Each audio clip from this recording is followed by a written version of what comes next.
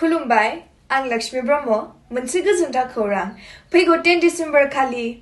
आइपव picnic स्पटआ opening जानो थांगासिनो दं बै सानखालि आंबो नोंथांमोननि गेजेराव नुजाहैगोन आसा खालामो नोंथांमोना लैहोर लैहोर फैनानै बे हाबाफारियाव बाहागो लाफैगोन गोजोन्थों खुलुमबाय गोजोन फुंबिलिनि बयनिसिमबो गोजोन हामलायनायखौ बावहरग्रोबाय आं फुंबिलि बसुमतारी फैगोन 10 डिसेम्बराव चिरां जिल्लानि सिङाव थानाय रुनिकाटा ओनसोलाव मोनसे आइपव पिकनिक स्पटखौ बेखेवजेननो आखायाव लानायाव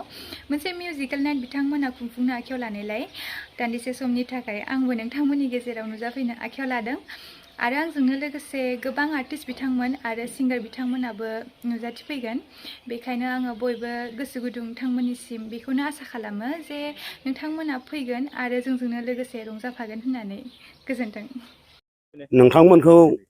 जोङो लिंहरनायनि गुबै खारनानो जाबाय जोंनि आइपव पिकनिक स्पटआ फैगौ डिसेम्बर मासनि 10 थारिखआव जोङो खुलिनो थाखाय लाहार फाहार खालामनाय जाबाय बिनिखायनो जोङो बे आइपव पिकनिक स्पटखौ जोंनि कमिटिया गाजा गोमजायै खुंनो थाखाय लाहार फाहार खालामना लानाय जाबाय बेनिखायनो नोंथांमोननि मिडियानि थ्रुयै जोङो आइपव पिकनिक स्पटनि जानानै जों बयखौबो रायजो राजाफोरखौ बै सानखालि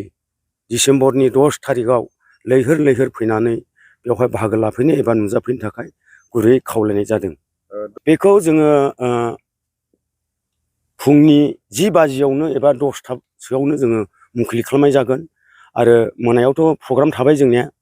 बिनिखायनो जोङो फुंनि 10 बाजियावनो जोङो खुलिनाय जागोन बे प्रग्रामाव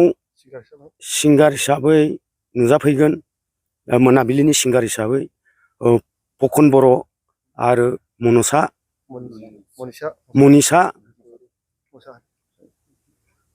मोसाहारि लकेलनि मोसागिरिफोरबो दङ आरो जोंहा